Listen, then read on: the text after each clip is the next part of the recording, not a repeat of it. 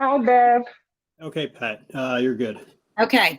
Good night. Good evening, everyone. We're starting the work session.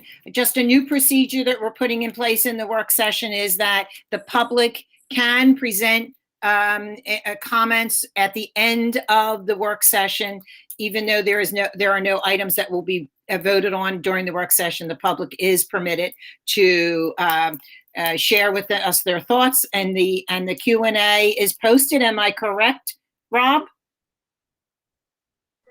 Q&A is posted, yes. Okay, thank you. Okay, so we'll move to the first item on the agenda tonight, and I am excited to have Erica Hulk and Angelica Magazoo and Katie Zeck and Colleen Adio, 4 members of the school climate team. They represent a good number of other team members that have worked diligently and continue to work on something that they believe in, and that is moving our PBIS matrix and values to a culturally responsive positive behavior support in school. And if you'll remember that back in September, they rolled out, they shared with you where we are and what the school climate team had done as part of the equity grant that we are, the 4-year equity grant. And so we thought it was time, especially when the CRPBIS district-wide celebration is going to be occurring soon at the end of the month, that they could catch you up on all the work that's gone on since September in regards to the culturally responsive positive behavior and support. So Sarah, I'm going to ask you to stop presenting, and Angelica, you can start presenting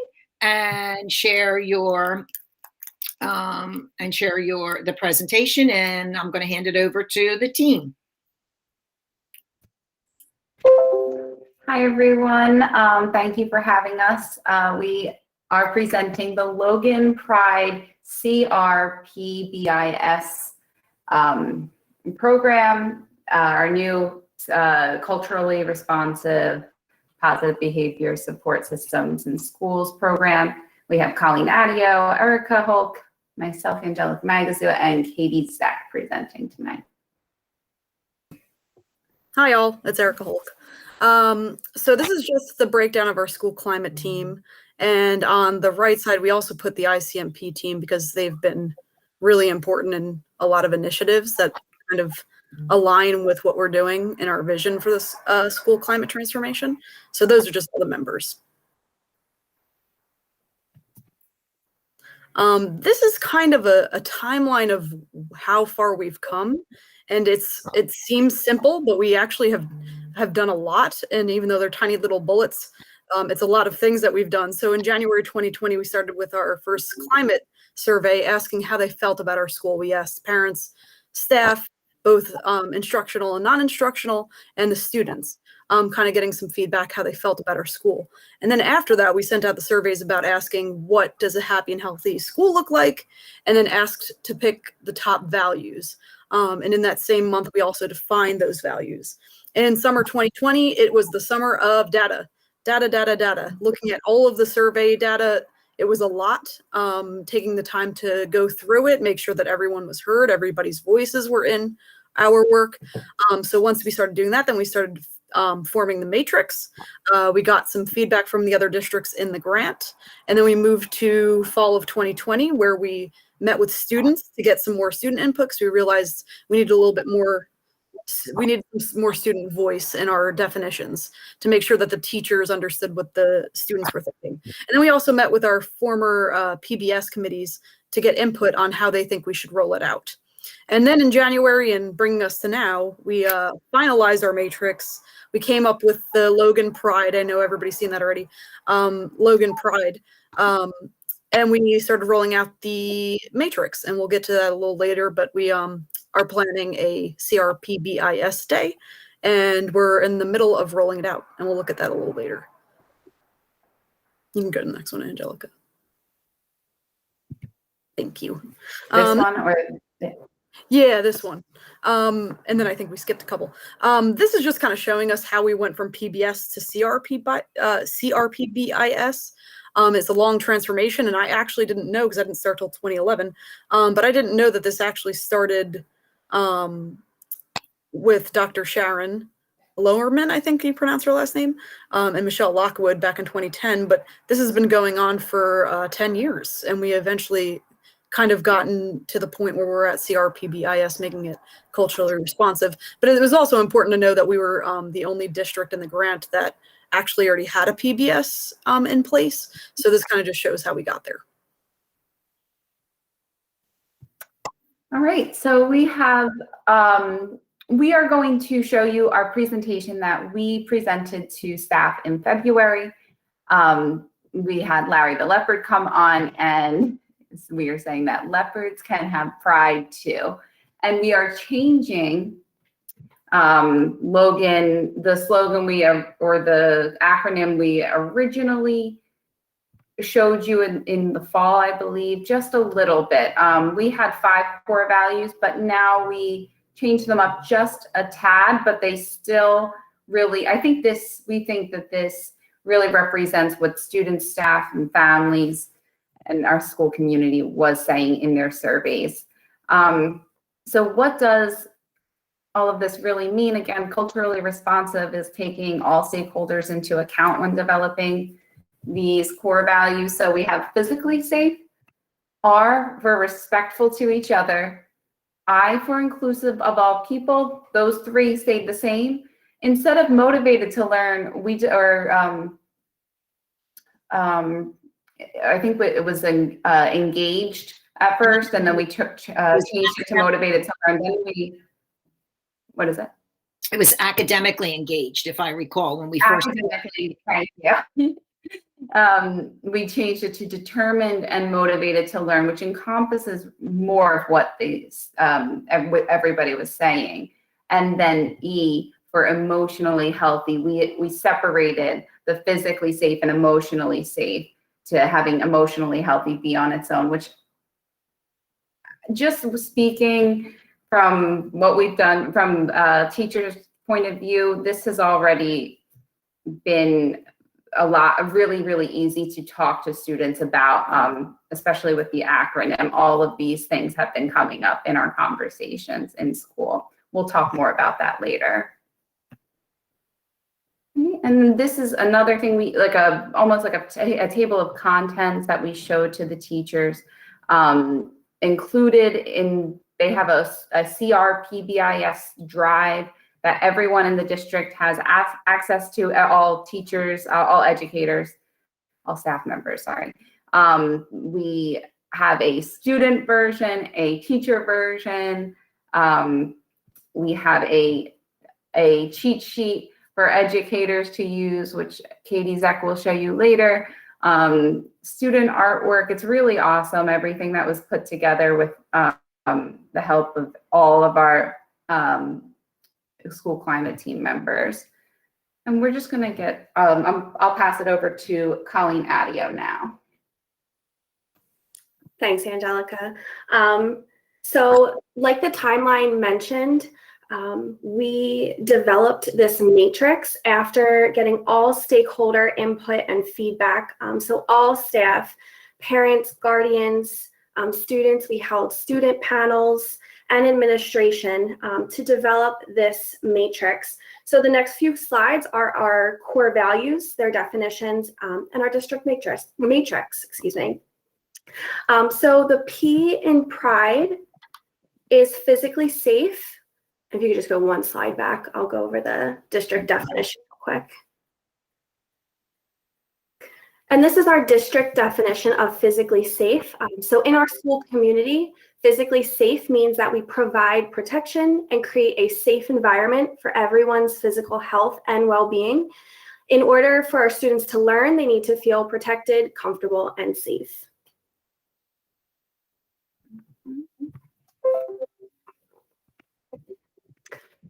And so this is our matrix. So what physically safe looks like in our school community. And when designing our matrix, we used feedback from all stakeholders of what safe, or in this case, physically safe looked like. From there, we went through responses and identified keywords and phrases that were repeated from all stakeholders. And that helped develop this bullet point list right here. And then I think Angelica also mentioned there is a This is our teacher version. There is a student version with student-friendly language, more visuals. But this one right here is broken up into two parts. So how physically safe looks like in person and online. And this is a guide for all staff members to use in school, online, to ask students when in person, are we being physically safe, using words to solve our problems instead of being physical? Are we being physically safe if we are running in the hallway? So just some of those examples for in person. And the same goes with online. Asking students, are we being physically safe when we are using our technology or going onto Google Meets? Is there an adult present? So using this and keeping it in mind as what physically safe looks like both in person and online. Before we jump to Katie, I'm just going to switch my screen real fast to the student version only for physically safe, just so you can see that we mimic the same presentation, but with pictures. Definitely simplified it a bit. And I think this is, so it's a lot easier for students to understand. Thanks, Angel. You're welcome. All right, so respectful is our next culturally responsive core value, the R in Logan Pride. And our district's definition of respectful, again, as defined by all of our stakeholders' input, is that in Logan, respectful means that we treat others the way they want to be treated and ensure that all voices are heard and valued.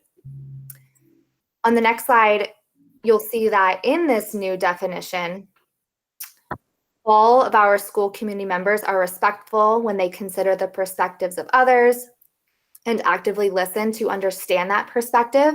And this ties into what is known as the Platinum Rule. And I think we talked about this in September, which states that in order to be respectful and to treat others as they want to be treated, our community feels that we must understand the different cultural norms that everyone brings with them into our schools, and then take the time to really build relationships with others in order to understand all of our different needs and ways of knowing.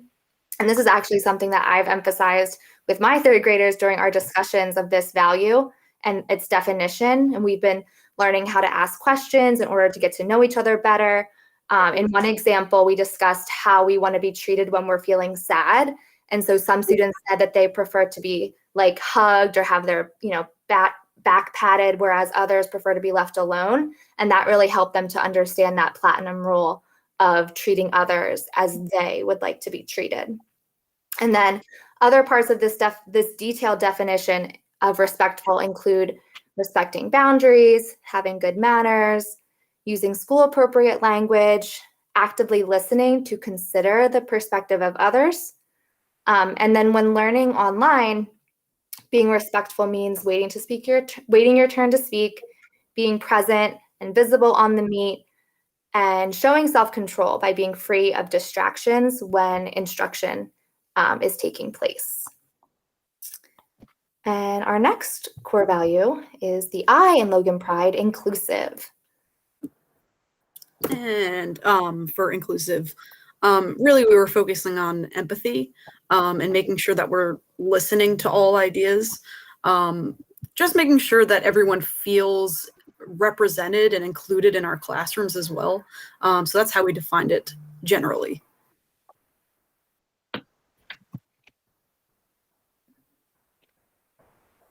And just like we were, mostly for this one, we did all of the time, everywhere.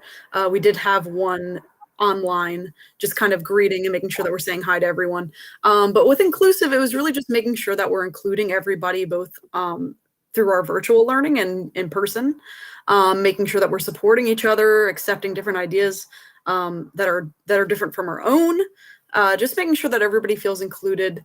I know there's a lot of words on the screen and don't expect everybody to read them, but just being patient and making sure that we're including each other, both teachers and students.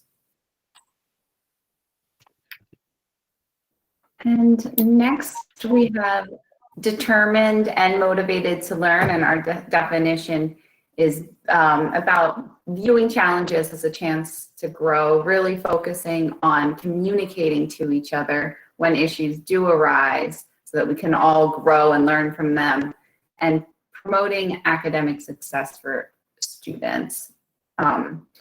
Really focused on student voice, student-centered, student interest element that I hope you're seeing throughout everything. So what we did for Determined and Motivated to Learn, it's so in-depth because we really wanted to show what it looks like for students, and then on the next slide, what it looks like for teachers, because they are a little bit different. There are some similarities that we're valuing communication with everyone, and that we are asking questions to each other, that we're respectful of others' right to learn. Again, you're minimizing distractions, taking brain breaks if needed. We had a lot of student input on this core value from the student panel, which was included almost every grade, and it was a Google Meet panel. It was a really great experience. I sat in on the middle school one. I think Erica did the rest of them, and she had helped with middle school as well. But the students really gave us some really specific things that would make them more motivated to learn and make things more student-centered. And then for teachers, understanding that some students learn differently, and that students may, if you go to the bottom bullet point, they really were, I know it's hard to see, but it says they understand and consider different ways students like to learn. Examples are alternative seating options, like standing at a desk, quiet space, sitting on a floor, listening to music in the background, chewing gum. That was really important for middle schoolers, and that's something that I never really knew.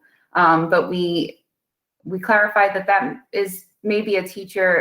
It would depend on the teacher and this school rules as well. Allowing fidgets and showing them how to use them appropriately, offering brain breaks, allowing doodling, and allowing students to tap or move their spaces. So we got really specific of what types of behaviors students and strategies students like to do to learn. And of course, it focuses on developing lessons and assessments that are student-centered. And then we have our last core value, which is emotionally healthy. So our district definition for emotionally healthy in our school community, focusing on emotional health, means we create a safe space where students can openly share ideas and perspectives, take risks when learning, and build positive relationships and connections. And then looking at this matrix, again, emotionally healthy, we have all the time, everywhere. So implementing these various bullet points, whether students are in the classroom, in the hallways, online, on the playground, just keeping these in mind and how to be emotionally healthy. So things like sharing different ideas and perspectives. I know we already talk a lot in the middle school about hearing others' perspectives and reading different texts from others' perspectives. So keeping that in the back of their minds, advocating for themselves if you're feeling uncomfortable, having access to a mental health worker, so knowing students can go to school counselors, psychologists, social workers, and just kind of bouncing around, encouraging one another to succeed, having a safe space to do that. And then not putting people down for race, sexuality, religion, ability, gender, or socioeconomic status, and allowing others to express themselves freely.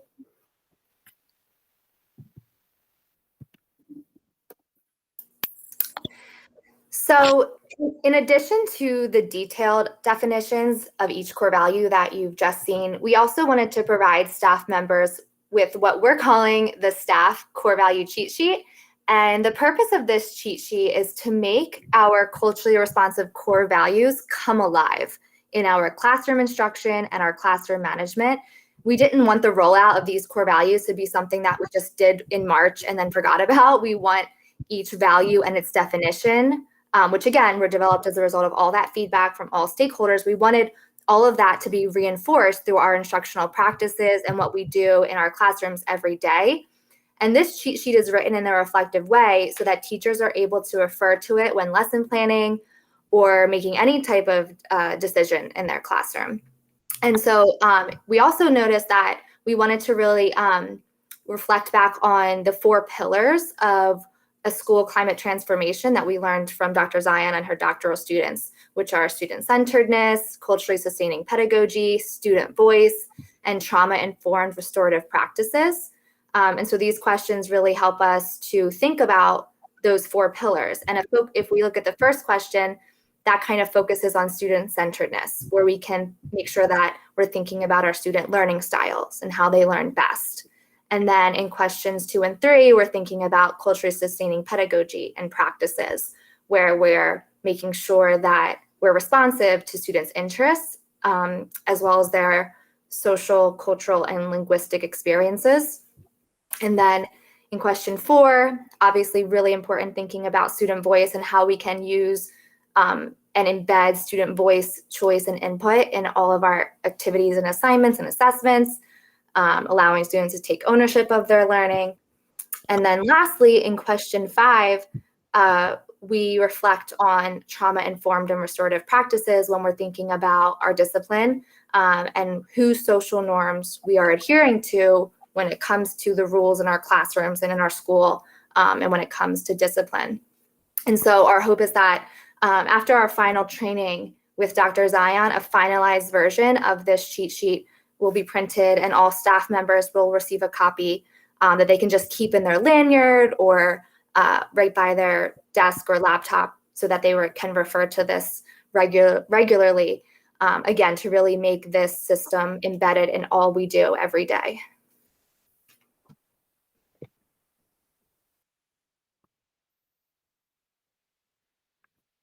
Great. And so what are we currently doing for Logan's CRPBIS plan? Right now, the whole month of March, we are doing CRPBIS and rolling this out. And I feel like it's been going great. I'm going to have everyone else chime in as well and give you their experiences. But just so you know, we're currently working on trauma-informed and restorative practices. We have our second training on that topic with the Rowan team that's coming up soon.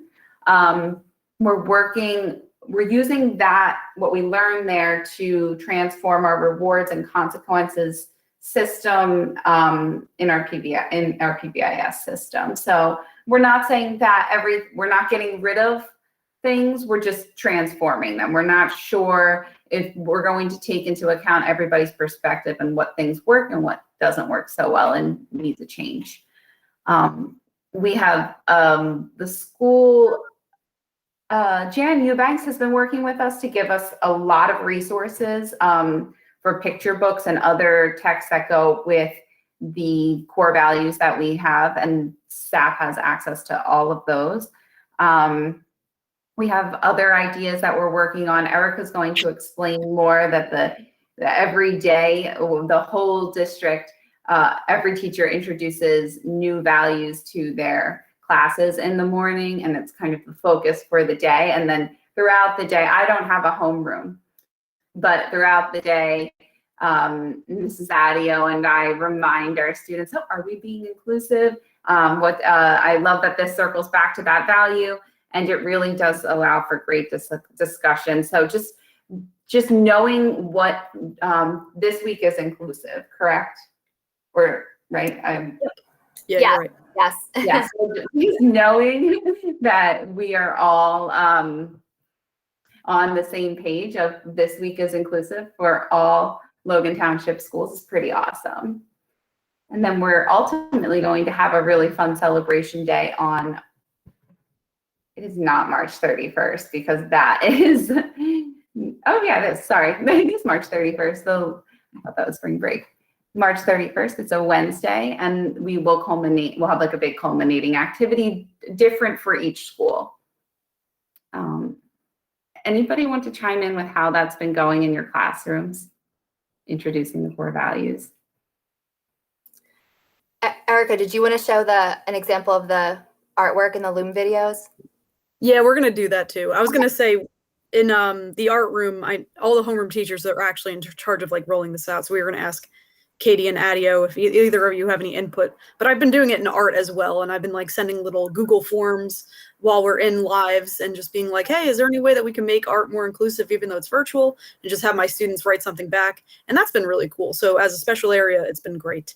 And Katie and Colleen, I don't know if you have anything to add. We are going to show that Loom. Oh, yeah, I agree. I mean, I think specifically the student artwork that we've gathered from students across the grade levels, as well as some teacher-made videos, have really been like an awesome like vehicle through which we like can facilitate these conversations with our students. And so I know like in my class, something we've emphasized is actively listening to consider the perspective of others as a part of like the definition of being respectful. And that has like kind of transformed into like mindfulness strategies. And we talked about how like sometimes our mind wanders, but we need to make sure that we're actively listening to the speaker. And so not only has it been like a great discussion, but now we have these practical strategies that kids can use. So they not only understand the core values, but they're starting to like embody them also, which is really great. Yeah, I would agree. I think all students are really taking this and being mindful of it. I have an 8th grade homeroom with Mrs. Riley, and we show the videos. They are engaged with them, and then we just have discussions of how this can apply in our classroom or in any of their classes. And they do participate. We have students applying it to themselves or how they can be more inclusive or physically safe and respectful throughout the day, or just even in our class. We've even noticed students are with inclusive. We've modeled greeting them in the morning by name, and we've started to notice some of the students will start to greet each other by name. So that's awesome to see. And then like Angelica mentioned, in our classes, we're going over it throughout the day as well. We're embedding it in our lessons. And at the end of the day, we have 6th grade, and we've heard them in the hallways reminding each other to be physically safe. So it's great to see them taking these values and talking about them and utilizing them.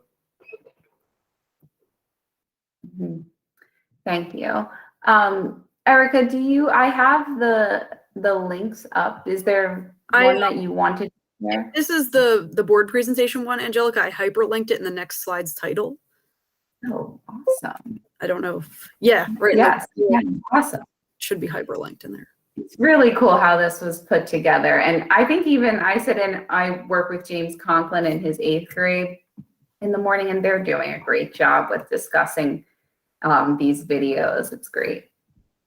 I'm going to try and play this. It's just a minute long. Maybe not that great. I'll stop it early. Guess who it is? It's me again. Surprise, surprise. A lot of me this week. So, Miss Hulk back at it. This value that we're going to talk about today, still talking about being inclusive. This value that we're going to talk about today is asking others to participate in activities. This artwork is by Avery Dashu, and I can see that she illustrated this with 2 friends on the playground, making sure that we're including each other and including our friends when we're participating in activities on the playground. This is a really big one, and teachers and friends in the classroom, I think it might be important to talk about how can you include each other not only when we're physically in school, which is sometimes a little bit easier, but I think the tougher one is how can you include others or be inclusive when asking others to participate in activities that might be at home while we're in quarantine. I know a lot of you maybe play video games where you friend each other on the video game and include others. But I want everyone to think about how can we include each other during quarantine in activities, especially maybe our new friends in our classes. Maybe they're new to Logan and they're just meeting their classmates for the first time. Yeah, I was gonna say that's perfect. That's a perfect amount. But so what we did is for the month of March, each morning, the Monday we start with the value. I started all of the values just by saying, okay, this week is determined and motivated to learn. So just on Mondays, that's all we say. And we say, turn and talk with your classes, turn and talk with your teachers. What does that mean? Because we were thinking of our LES and CSS friends that those words are very, very big. So to kind of give the teachers time to talk to each other and to talk to the students about what these words mean to begin with. And then each day after that, we have a different artwork for a couple of bullets in our matrix where we have the artwork. We talk about the artwork and the value, and then kind of just say, hey, turn and talk to a friend, turn and talk to each other in your classrooms. What can you do to make this work in school? So that's kind of how we've been rolling it out. And then it'll finish right on our CRPBIS day. So that's kind of how we've been rolling it out using the artwork. We were going to make videos with the students, then we realized the artwork is probably more doable in a virtual setting. So we reached out to a few kids to make the artwork. But that's kind of what we've been doing. It's every single day they get a different Loom video. We used different teachers. Mr. Duttweiler's in there. The counselors are in there. We have Mrs. Sweeney from Center Square. So a bunch of teachers helped out and did the video. So it wasn't just them seeing our faces all the time, the climate team faces. It was a bunch of different teachers. So that's how we're rolling it out for the month of March. And I think that's a big part, Erica, and why this rollout has been so successful is that we were able to provide teachers with these videos, which made it really easy for them to facilitate the conversation surrounding these values and their definitions. They have a plethora of resources that they can use to reinforce the definitions of each value. So I think it's been a really successful rollout thus far. I think so too. And I know we talked a lot about when we give the teachers, because the climate team's been working on a lot of this throughout the year, and the teachers, while we keep updating them on what we're doing, we had all the data with everyone's definitions. So we thought it was really important for us to make these things, but then leave the teachers to the conversation. So this way it was, we made sure that every stakeholder's voice was in the definitions. That's kind of why we did it that way. But the teachers made it personal by being the ones to facilitate it, which has been nice. And then I think that's just about it. I think I put a slide at the end for any questions or feedback. That's kind of where we're at. And we'll keep working with these things as we keep going. I'd open this up to the board members. Board members, do you have any questions of the school climate team in regards to anything that they presented or any comments? I have a comment, Pat. First Yep. of all, I've been trying to write a lot down about what I'd like to say about you, but generally, this team that you have formed has been one that has worked. You've developed this information and this program to the T, to the very letter of what it is you're supposed to do. And I think what I like most of all is that you don't only give the values, you try to show what they look like, and then you're implementing them. Often, well, we know that there are some places where they'll have these programs and it's all on paper, and it's just submitted once and that's it, and no one ever hears about it again. So I'm really just proud, and I commend you because I know the work that it took to bring something like this to the front, and I appreciate it. Thank you. Thanks, Carolyn. Thank you. Yeah. Thank you. Hi, Any good other- evening. Go ahead. Kim? Hi, this is Kim. I agree with what Carolyn said. I think that this is really good. I can see the evolution from the first time that it was presented. One question I have is, have you thought about a cheat sheet for parents? Because when you were going through some of the district definitions, for the fact that you have it for the instructor, for staff, but also for students. But I was also thinking about some of the challenges, let's just be honest, that us parents have been facing over the last year and a half, because we've been assisting, not doing the heavy lift like you all, but assisting in the digital learning process. And so being able to reinforce through some of the things that we're seeing, either when the online learning is occurring or outside of it, I know for me personally, it would be helpful. I think that's a great idea. And I saw, Katie, you were about to say something too. I was currently also, we're writing I was writing a newsletter to go home to parents about what we've been doing, kind of catching everyone up. But that might be something good to attach to it. Yeah, Kim, I think that's a great idea. Yeah, I do. I completely agree. Yeah. I think that's an awesome idea. Thank you, Kim. No problem. Thank you all. Our newest board member, Steve AC, raised his hand. He wants to say something. Steve?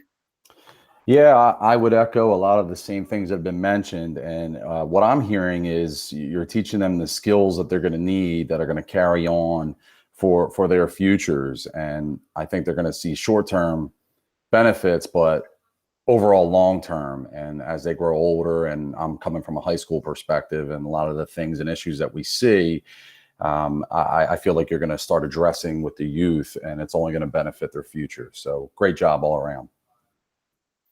The team members, Mr. AC is a counselor at a neighboring high school. So he is obviously very interested and really sees the benefit of what you guys are presenting. So thanks, Steve, for sharing that with us.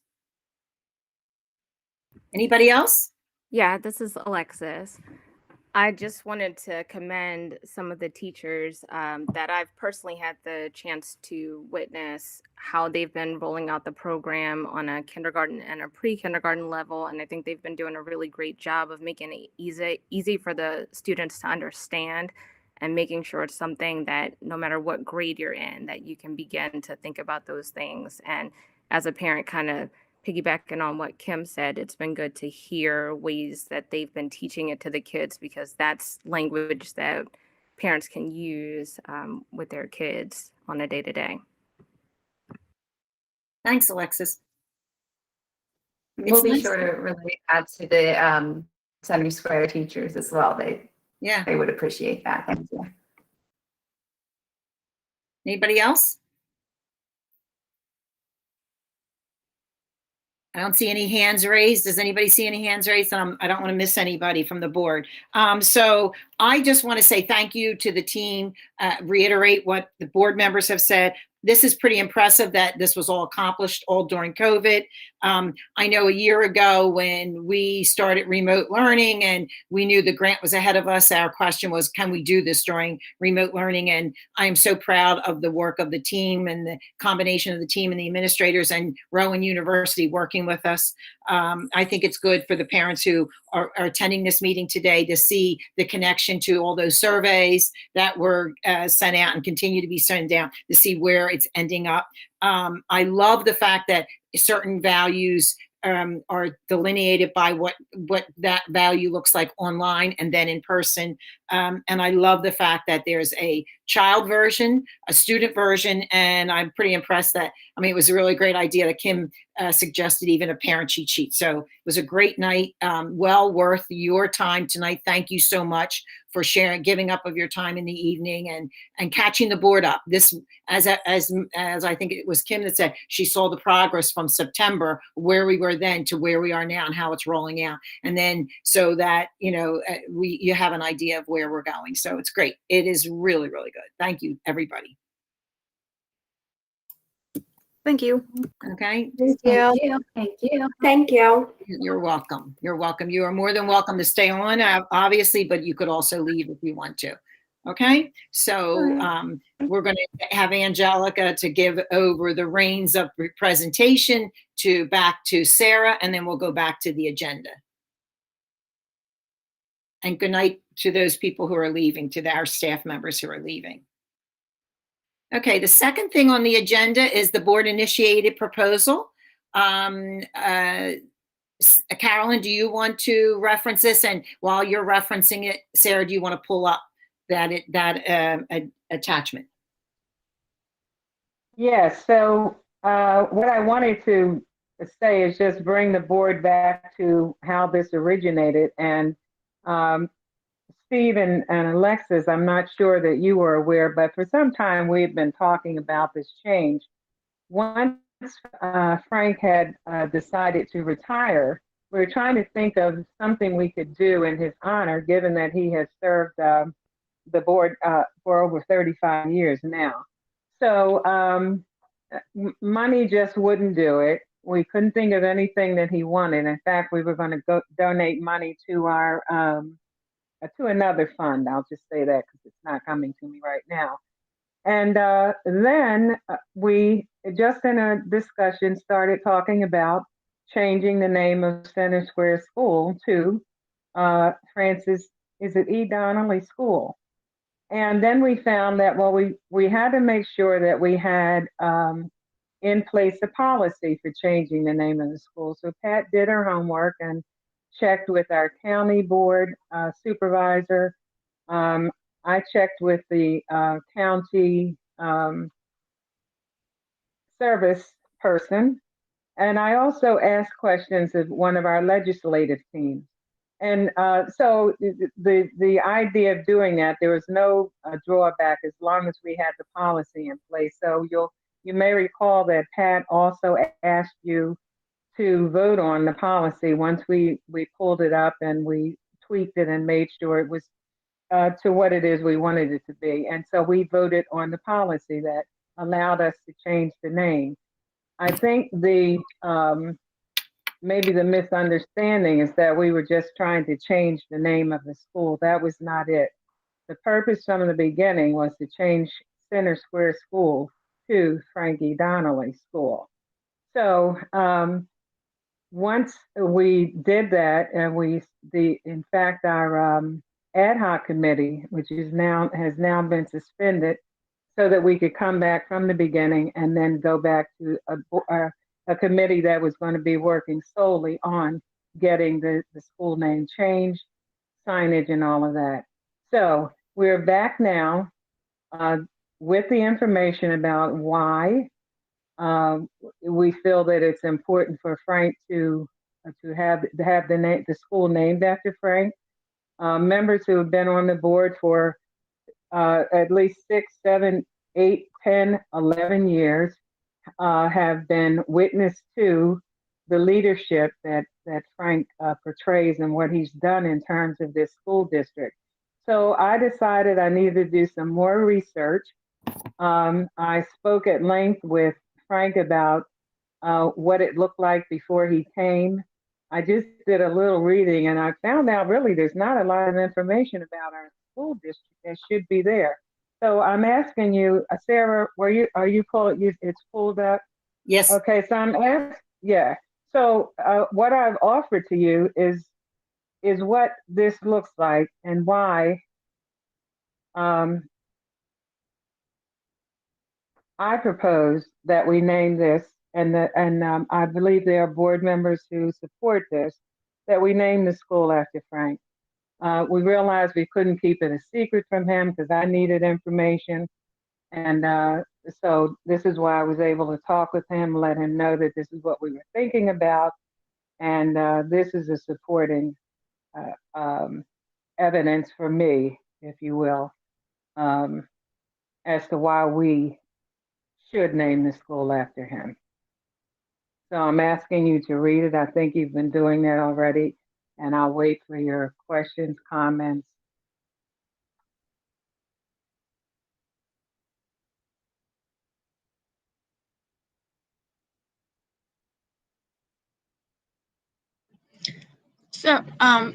So I guess the first thing I'll say is I do appreciate having this rationale because I don't think that this was made available up until this time. So I do feel like, at least as a board member who's being asked to consider something, that I have been provided with additional context. The one question I guess I will ask is, taking the person and any emotional personality out of it, why a building name as opposed to a library?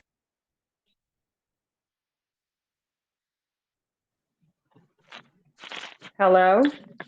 Yeah, sorry, did my full question, I think I accidentally hit mute, sorry. Yeah, something happened. So essentially what I was asking was, I'm just wondering, I understand we did have some difficulty with trying to find an appropriate honorarium for him. So I'm just wondering the leap from perhaps maybe like, you know, the cafetorium or the gymnasium to an actual building. Well, I can answer for myself. I'm not sure of other people's opinions, and I hope others will jump in here. But the idea is that the school being named after him is actually the school that he initiated building. And if you, when you read the information, the supportive information there, you'll understand that there really was no Logan Township School District until Frank and the boards at that time initiated and put into place a way to build schools for this area because there were none. So, so to answer your question, I think that my feeling is that the building, there's no reason why not to name a building after him when the building is only named after a street. That's my answer, Kim. Okay, so would the next step then be, and I see someone else raise their hand, so I'll end after this question, but what would be the next step? What is the board being asked to, because I saw a motion on the regular session agenda, so I just want to understand what is the motion that's on the floor at the time? What are we being asked to consider? Well, what you're being asked to consider in that motion is naming the school after him, approving that. So we'll take a vote as we normally do on any of the items, and then based on the vote, we'll decide whether or not the school is going to be named after him. Because there really isn't the question of we could name the library and all of that. Really, the proposal is that we name the school after him, and that's where we were proceeding. So when it comes down to the vote, it's either yay or nay, and if it's nay, then we won't proceed with that. That's what happens, Kim.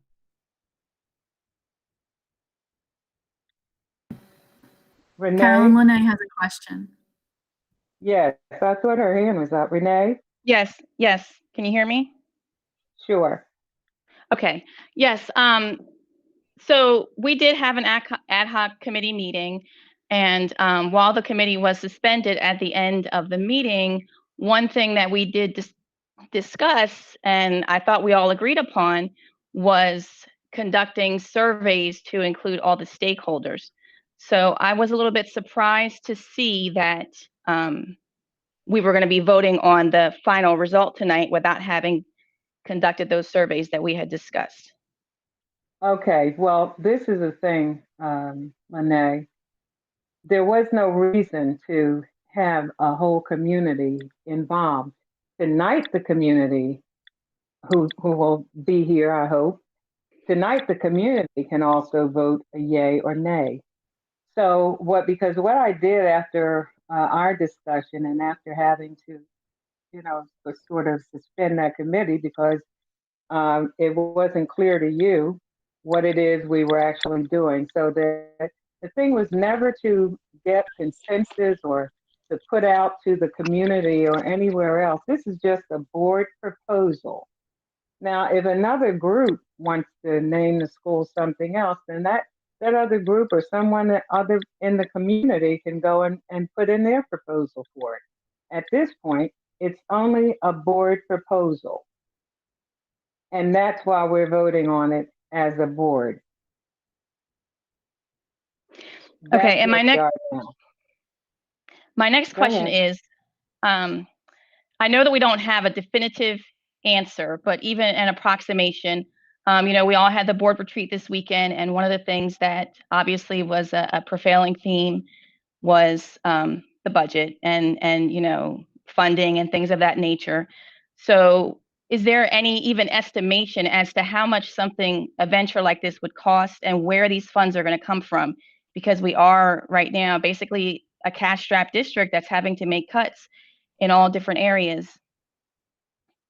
So how about this? So that's the point, is that if the proposal, there's no need in doing the budgeting for it, and which I I'm sure it's not, but we're not going to be able to get from our district. We'll have to talk about that later. But the ideas and the progression of things is that we first have to have it as something that we voted on and has been approved, something that's been approved, and that is the naming of the school.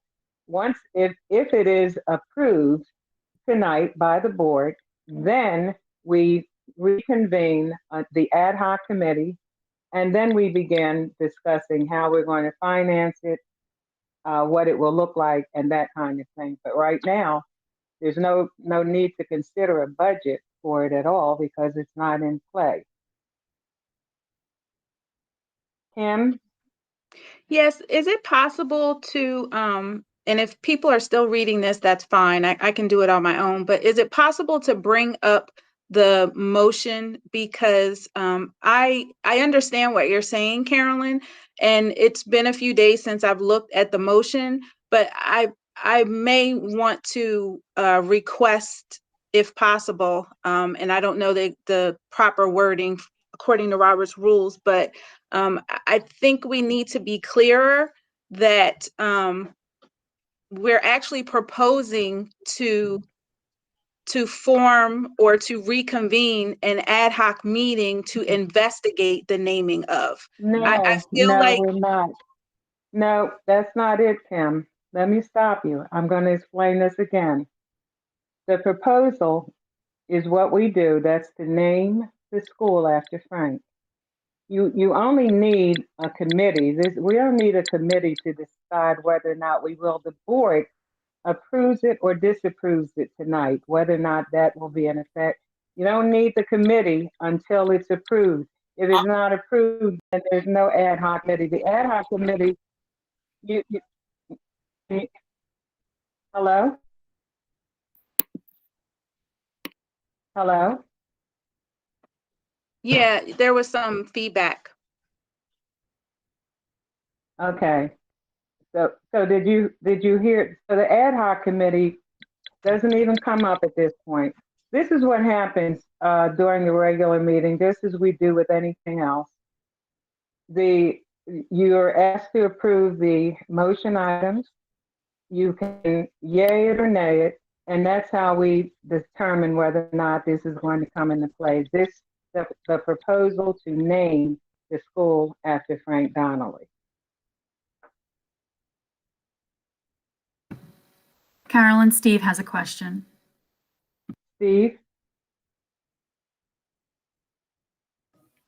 Sorry. Hi, Steve. Hi, sorry. No, it must have came up mistakenly. Oh, okay. Hi, my hand was raised. It's Alexis. Mm-hmm.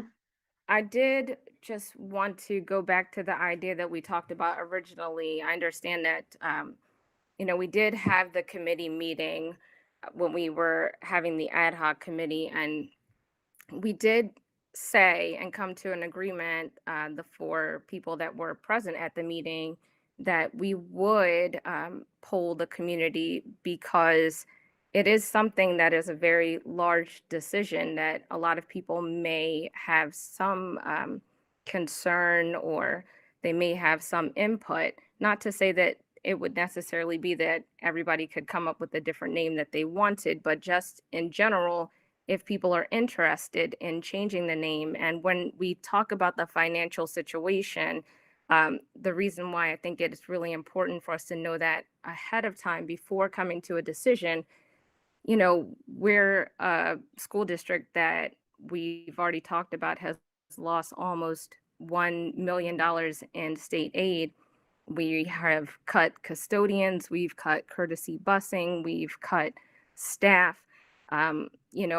It's something that's really important when you look at the financial aspect, and, trying to operate in good faith for the community, I think really involves looking at the financial aspect of it, being that there could be other ways to commemorate someone who's done such a great service to our district, as there may be ways for us to commemorate other people who will hopefully do, 30 plus years of service, maybe adding a brick outside of the building to show all of the people who through the years can contribute to our school community, because as the years go by and we may be receiving less aid like we discussed in the meeting, we're really going to be relying on community members to do more and to contribute and volunteer. And we have the Home and School League that donates money, and the community is really important, I think, in this decision. Okay, thank you, Kim. And so, I'm sorry, Alexis, but this is what will happen. It's not a matter of us moving anything tonight. We will go on with, because that's following the order. We will go on with the vote during the regular session. And as I said, the only question is whether or not you want the school named after Frank Donnelly. That's the only question. I'll just give you a suggestion or try to show you how this kind of thing is done. A couple of years ago, I came to the board with a proposal that we take out and stop using the term subgroup. I went to the board. This was my proposal. I wrote a resolution up for us and asked the board to approve my being able to take that to our General Assembly. And the district, then they approved it. I didn't need, because it was an initiative of the board, the only thing we needed to do was vote on the initiative. That's what we're doing tonight. All of the other things are can't be connected at this point because we haven't put this into action. We don't have, there's nothing now that says we've approved the board, the name, the building being named for Frank Minor. So to all that you've presented, that's all well and good, but we weren't interested in just changing the name. The whole idea was to change the name to Frank Donnelly. Not Kim, Lene. So if the motion passes and then the committee then proceeds with investigating the cost of this, and we find out that, it's a cost that we as a district simply cannot bear, then what happens? Well, then, of course, we either have to set this aside, or my idea is that we know that the district won't be able to afford it, but I'm suspecting that we'll have members on the ad hoc committee who will be able to assist and do a little research as to who might be willing to fund it, or how the community at this point would be, if they'd want to, what organizations in the community. And I'm not sure we would be at a loss there that might be willing to fund it. So that's where we'd go if the committee found, and I don't think that's going to be the case, especially since members of the committee will be investigating just the cost of a sign, then we take it from there. And wherever it stops at that point, then we try to make a determination about how we'll carry it forth and carry it out eventually. And my money is our ability to get it done. So I hope that answers your question. It does, but then it kind of begs another question. I feel that it's a bit, or rather a statement. I feel that it's a bit unfair to say that we will not include the community in the decision as far as surveying them as stakeholders, but we're going to rely on them to help us to come up with the money. Okay. I just want to, I'm sorry, go ahead, Carolyn. Go ahead. Marilyn, I just want to tell you that it's close to 8 o'clock. Yeah, this is what I'm looking at. So go ahead, Alexis, because we really are going to move on. I appreciate your questions and your comments, and this is the time to do that. It's true.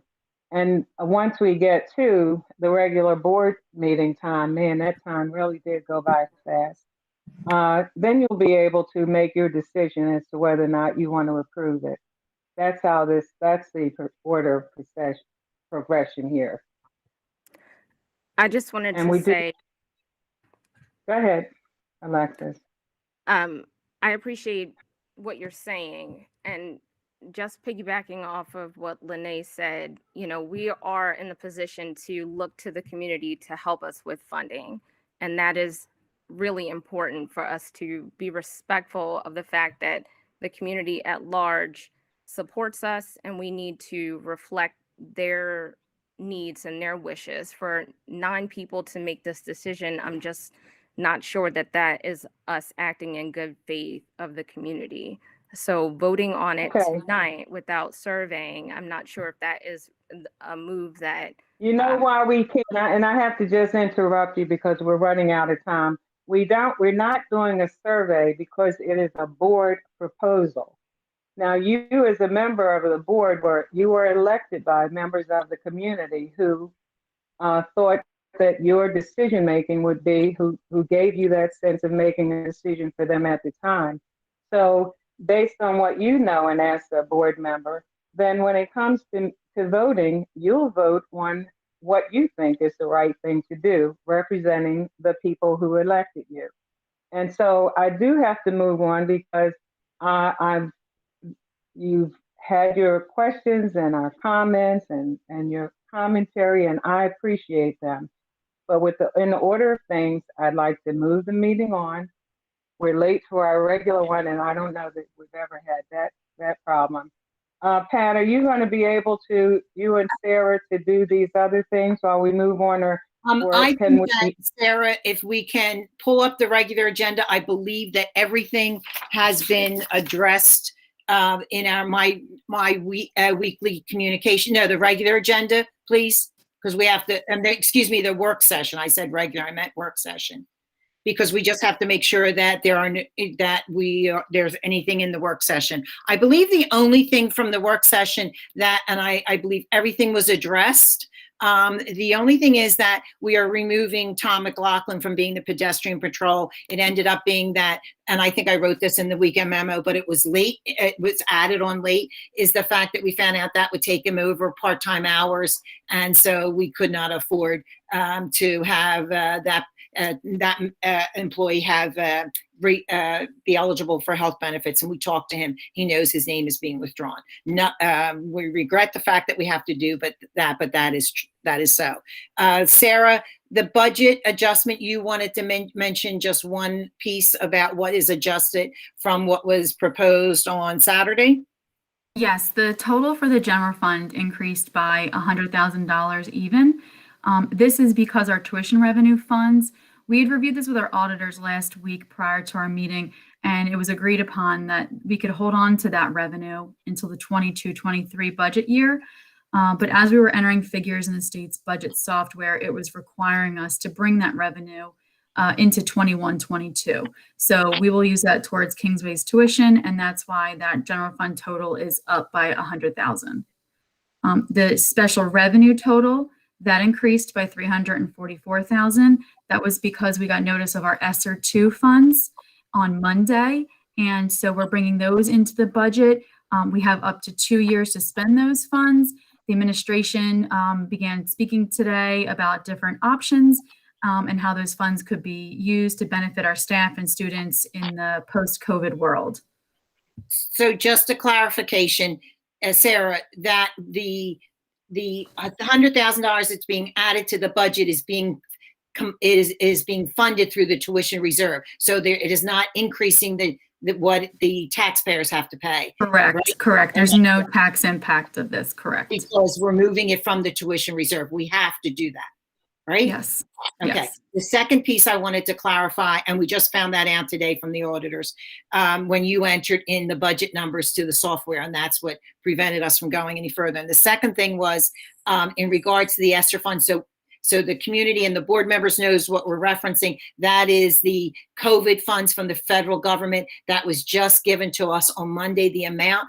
And all we have to do is put it into the budget to hold there for next year. And we have 2 years to spend it, but we are not at this point, have not even begun discussing how it's going to be spent. Okay, but we just have to include it in the 20 fund of the general, of the fund of the budget. And I believe everything else has been addressed, but are there any, well, we can ask questions. We can have questions asked at the regular session, Carolyn, if that's all right. I think that's it. That we can move to the regular session. I do want to address to the public who's attending that I have read the questions and I will be addressing them at the regular session. Okay? Okay, that's fine. This is our call to order. Adequate notice having been provided by the posting of notices with Township Clerk, South Jersey Times, and all school board members having been notified, a regular meeting is being held virtually. Since this is a remote board meeting, the board president has decided to have only one public participation to pose any questions, whether listed on the agenda or not. Good evening, everyone. May we have a roll call?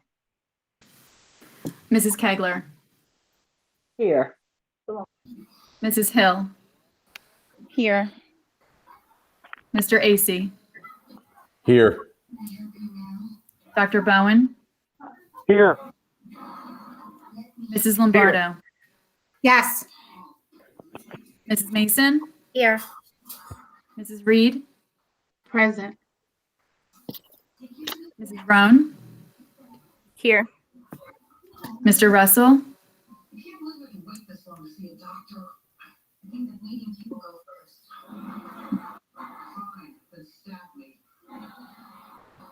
I believe Mr. Russell is absent.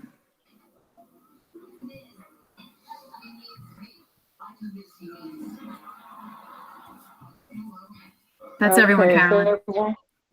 Okay, thanks. Minutes of the meeting, reorganization meeting, the special meeting in February 10th, the work session and regular meeting. Those minutes have been approved, or Sarah? Oh, I forget. You're good. You're good. Yes. Mhm. Yes, we're good. Okay. Great. So they All right, need. so let's go on. Mhm. Hello? Okay, We're let's go on then. We're good. All right. Presentations? Yes, I don't tonight, believe the only present, we do not have any more presentations. The presentation was during the work session. That we do have a correspondence of recognition that I'd like Sarah to pull up, please. And that is there was a thank you that was sent to the board for approving the revised transgender policy. It's posted. There it is. And Sarah, do you want to read it? Dear Logan Township School Board members, we at the Prison Club, LMS's Gender and Sexualities Alliance Club, would like to extend a big thank you for your recent updates to the district's transgender policy. It is so important that every student feels like they are a part of the school and can be authentically themselves. The new policy ensures that. We feel confident that transgender students will feel much more comfortable and safe in Logan Township School District buildings with the changes that were made. Thank you. Sincerely, LMS Prison Club. And then if you pull up the other attachment, you'll see a Padlet, which is what a lot of our students use when they are developing a presentation. I thought that this was meant. It says, thank you, school board. And this comes from the individual students who participate in the prison club. So they are saying thank you to the board for passing the revised transgender policy. Nice. Yes, very nice. Nice. Okay, next item on thank you, Sarah. Mhm. That's all the only thing I have for the administrator's report, Carolyn, is the usual fire and security drill, which is posted, the dates in February, as well as the enrollment. Mhm. Okay. And the suspensions, again being 0. Yes, which we love. Mhm. Questions on the finance report. The finance committee did meet and we approved the bills. Cash reconciliation reports, the bank reconciliation. And we're done with that at this point, but it was approved. I think I missed the part. Public participation. Okay. Board, yes. This is the time for the public to ask questions on any items listed on the agenda or not. and this assures the public an opportunity to have input prior to action being taken. If we have any questions in queue? So Sarah, I'm going to ask you to read all of the questions because I've read through them and they're pretty redundant and they're all on the topic of the restart plan. So if you read through them so the entire board knows the questions, and then I'm going to address them all at one time. Okay. Good. Okay, first question is from Kristen Rodier. I appreciate the effort to bring our kids back to school in person as much as possible, especially as so many of our children have been suffering now for 1 full year with a limited in-person education. From Mrs. Haney's letter, it stated that the youngest students are at the lowest rate of transmission. That being said, please help me understand how if pre-K through 2nd grade is able to go back and increase to 5 days per week at 4 hours per day, how come kids in grades 3 through 5 cannot attend school in person at the same rate? They are all in the same elementary school. What makes 2nd grade the cutoff of what is considered youngest students? Thank you. Next question is from Denise Kane, 220 Abbott Lane. Please explain the rationale behind such a limited reopening for grades 3 through 8, given 1, nearly every school in the county was returned a consistent 3 days per week or more. 2, bordering school districts have returned to at least 4-day partial schedule or more. Have you given thought to rethinking the classroom setup model to make reopening efforts more scalable to include more students for in-person instruction? What percentage of parents, 1, responded to the most recent reopening survey, 2, selected in-person instruction, 3, selected fully remote instruction? Again, from Kristen Rodier, 342 Newcastle Lane. Hello, parents did not receive a survey before this most recent change was made. Is it possible to survey the parents of 3 through 8 grades to see if parents are okay with kids going back every day? Many of these kids are already involved in contact sports. Also, if the kids are successfully able to eat snack at their desks right now, why can they not eat lunch at their desk and go for a full day? Thank you for your time. Mary Kate Garrity, 344 Newcastle Lane. Good evening. First, I want to once again thank the administration, teachers, and staff of Logan Township Schools for the wonderful job they do. I have a few questions regarding the recent reopening update. Many, including myself, are wondering why only pre-K through 2nd grade is going back to school 5 days a week. Most elementary schools in the immediate area are returning grade levels up to 6th grade 4 or 5 days a week. Considering 1st and 2nd grade are housed in LES, why can't the rest of LES return? Thank you again for all that you do. Lynn Lines, 205 Shady Brook Court. What roadblocks are preventing the students from attending at least 2 full days of school? Our neighboring districts have returned for 4 full days. What are you learning from their plans in order to have our students back for full days? Michelle White, 309 Patriot Drive. Can you please discuss as a board why our school district is not going at least 4 full or half days for all children at the end of April when 90% of your staff will be vaccinated, especially when so many other Gloucester County schools are doing so? Should we not have a more clear phased plan given to parents? Victoria Heritage, Hampton Ridge. As we see many surrounding school districts, Harrison Township and Swedesboro, Woolwich, have come up with plans to go back to full-time in-person learning or a full 4-day school week.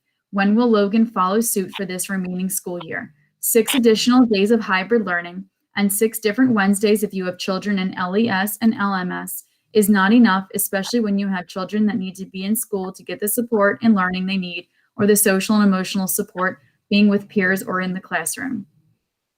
Kimberly Kane, Newcastle Lane. There is no surprise so many children have now fallen behind or not up to typical standards. Is there a plan yet to help catch these children up? Will all curriculum be modified to allow for the setbacks these kids have now endured? That's the final comment. Okay, so thank you, parents. I do appreciate your feedback. First, please know that the present plan, which went into effect today, with Wednesdays no longer being closed for deep cleaning, is one more step in expanding students' in-person learning. I know that most parents are aware, as was referenced in the questions tonight, that we are bringing back after spring break our pre-K3, our pre-K4, our kindergarten, our first and second graders, and they'll be attending school 5 days a week, which is about a third of our district student population. I'm going to, as I explained in my parent letter, we believe that the next step towards increasing more in-person learning for additional grades could occur, very seriously, could occur after our staff gets vaccinated. And that is the part of the science that I have been focused on, is that looking at that once with the emphasis over the past week or so by the county on vaccinating school employees, we believe, after surveying our staff of where they are at in the vaccination process, that by the end of April, we could have 90% of our staff vaccinated. So that is really critical. So with the idea of almost being fully vaccinated by the end of April, we believe that that's going to be a factor.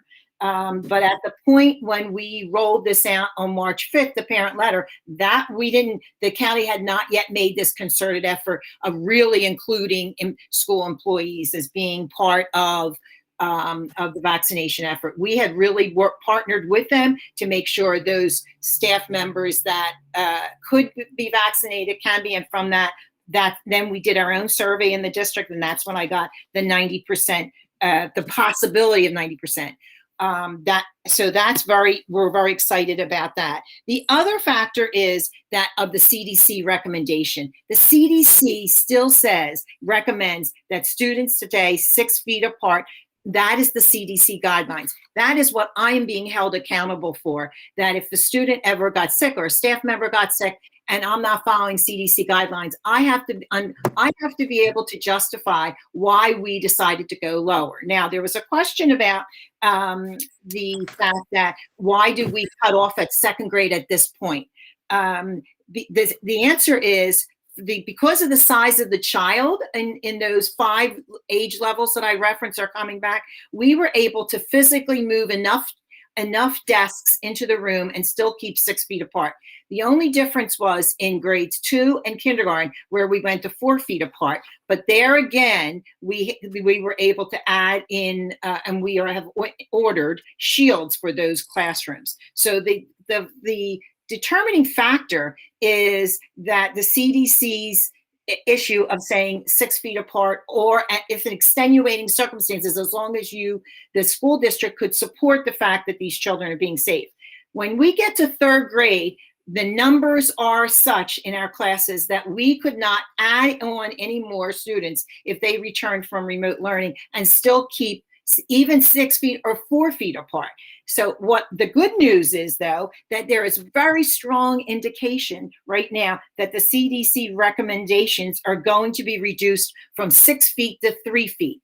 If that occurs, we see that we could possibly expand our in-person learning for all of our other grades by late April or May. So the bottom line is that there are 2 major factors. One are the CDC guidelines. I saw an article today in writing that it seems like the CDC will be coming out this week on that. That's going to open up the ability for us to bring back the entire class from being taught in 2 classrooms into 1, and still keeping 3 feet apart instead of 6 feet apart.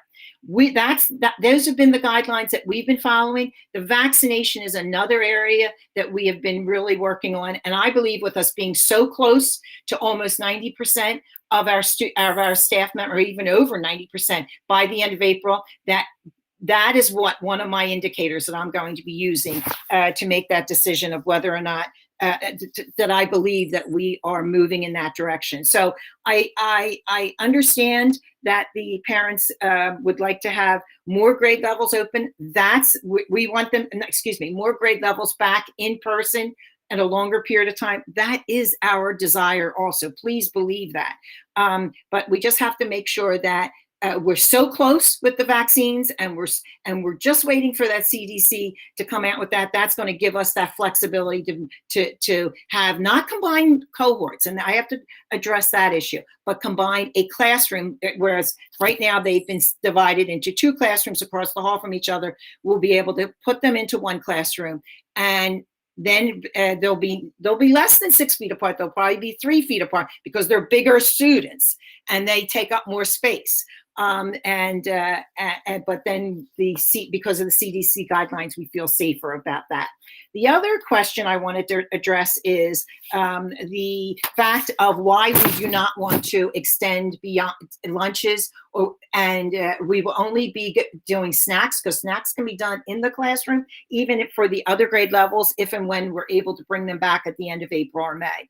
And that is because we do not want to mix cohorts. We do not want to bring our children together in a lunchroom, out in the schoolyard, or any place like that, other than the classroom that they're in. And the main reason for that is for contact tracing. Many of you might probably know that today I sent home a letter saying that there was a COVID positive person in our district. When that happens, as long as children stay in the classroom and are not mixed with other classrooms, we can do really good contact tracing. We can't, contact tracing gets much more complicated if you mix cohorts. So we are committed not to mix cohorts. And that means keeping to the 4 hours, having a snack in the classroom, but not having students have lunch. That's the way we're working. The final thing that I think that I can address is the percentage. Somebody asked me about what the percentage was of the return, and at this point, we still. I'm looking at the return rate right now. Approximately for the entire district, it was about a 75% return rate. Saying parents said that they want to bring the children, they have the children in a hybrid model. 15% still want to keep their children in a remote setting, and 10% still have not responded. We sent out a second survey yesterday to those people who did not respond. We cut that amount in half, from 150 to about 80 staff members. Parents. So we're still trying to get those responses. But at this point, it's a 75% parents responding in hybrid, and a 15% response for remote learning, and about a 10% that has not responded.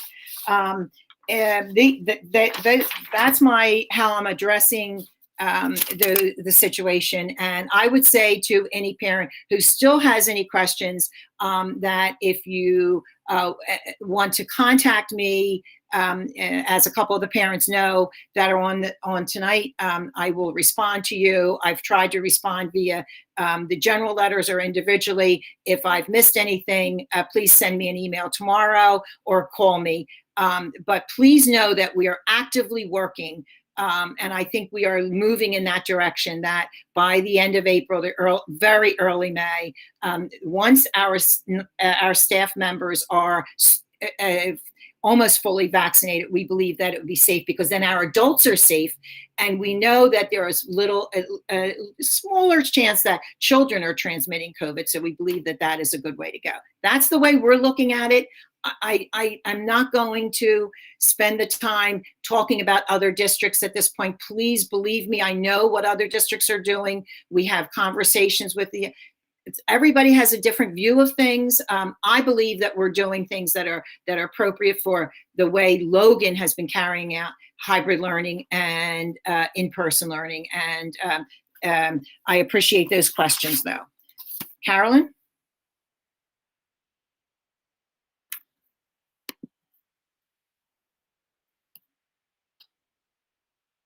Carolyn, I'm handing it back to you. I'm sorry, I was muted. Okay, so I've been talking to myself. This brings us to our action items. So we're going to need motions and second for items A through J, and the added agenda items K and L. We have a motion, please. I'll make a motion. This is Kristen. All right, and a second.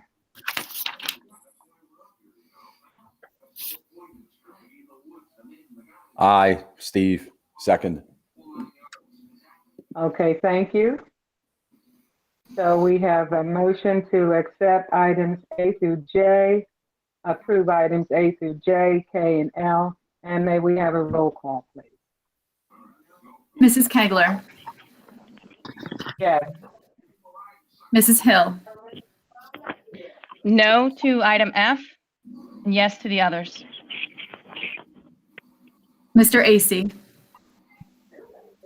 Yes to all. Dr. Bowen, Yes to all. Mrs. Lombardo, Yes. Mrs. Mason, Yes. Mrs. Reed,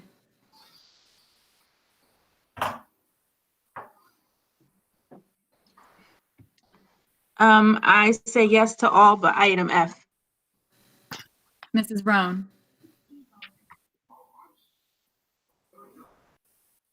No to item F and yes to the others. Mr. Russell is still absent. Okay. All right, thank you. And It, I'm just scrolling down. Go ahead. no, that's all right. Thank you, Pat. Okay. All Yep. right, so now we're just going right through the agenda, rest of the agenda. New business.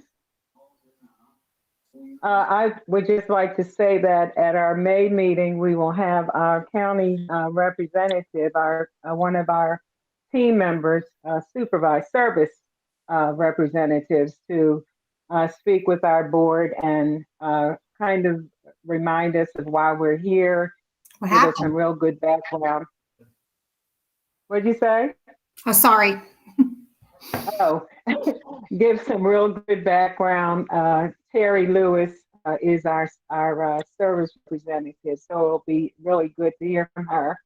The other thing we'll be considering is wellness and health, and I'll talk about that a little bit more, but it has to do with board members keeping their health and how their health affects what they do on the board. And those of you who are still working, you know that our health affects everything that we do, and it's that extension that we're trying to help with. And that's all for me for new business. Is there any old business? Okay, we don't have an reason for an executive session. No, we don't. Oh, okay. Carolyn, All right. Carolyn, Yes, you skipped I Kings. skipped the whole portion. You skipped Didn't I? Kingsway and Am I Home and ready to go School. home? I did. I sure did. I just realized it can't be that That's we're okay. adjourning already. So That's okay. thank you. So all right. So with the school board, and this is just the county information, I don't have anything to report except that what I just mentioned as new business and the health forum. We actually had a meeting last Monday, I think it was, and I will share that with you, but I would really like to make it as a board presentation, so I'll go back to that. The legislative committee meeting, I will try to have the excerpts from that for you on our board page, so you can look for that sometime during the week. And it, as always, and as I've given you before, it just highlights some of the things that we're thinking about legislatively that will affect our schools. That's it for me. Home and school, Alexis? Yeah, so for the home and school, they wanted to let everybody know that there is a fun pasta fundraiser that will be going from April 11th through May 1st. Additionally, they're having nominations for the Home and School League Board for the 2021-2022 school year. That's been sent out to families through email. And the nominations, there is a nomination meeting that is going to take place on April 13th, and the election of the board meeting will take place on May 12th, and those meetings will both be virtual. They wanted to note that the people that are currently running for re-election are Vice President Colleen Ketterer, Secretary Sarah Levin, Treasurer Jennifer Bingenier, and alternate Christine Cannon, and they're all running for one-year term, 2021-2022 reelection. Okay, thank you. When is the pasta fundraiser? What are the dates for that? That's running from April 11th through May 1st. Okay, thanks. Kristen, Kingsway? Okay, so my meeting is tomorrow, but Kingsway has not made a decision yet on what their plans are. A survey was sent out, as other districts are doing, to just kind of see where the parents are and if they feel safe with there not being 6 feet. So I will probably have more information tomorrow on the results from that survey and what their plans are going to be moving forward. So I will email you guys to give you a heads up after the meeting what their plan is. Oh, good. Okay, thank you. Where are they now, though, Kristen? Is everybody back? I've kind of lost track. So they Are do they all- concurrent learning there. I mean, as I think we're doing as well. So they have two cohorts, an A and a B, and they're asynchronous on Wednesdays for a deep cleaning day. And then when the kids are not in school, they are learning synchronously online with the classes. So they're with a teacher for 4 days. Okay. Okay.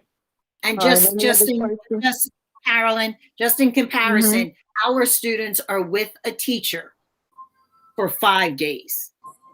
As of this, now that they're with a teacher for 5 days. So I just wanted to just say that publicly. Okay, thank you, Pat. All right, so I've already moved past the new business. I've done that. Is there any old business? Okay, we don't have need for an executive session, and we'll need a motion for adjournment. This is Kelly, so moved. Second? This is Kim, second. Okay, thank you. With that, we are adjourned. Thanks, everyone, and good night. Good night. Thank you, everybody. Good night. Bye, everyone. Good night.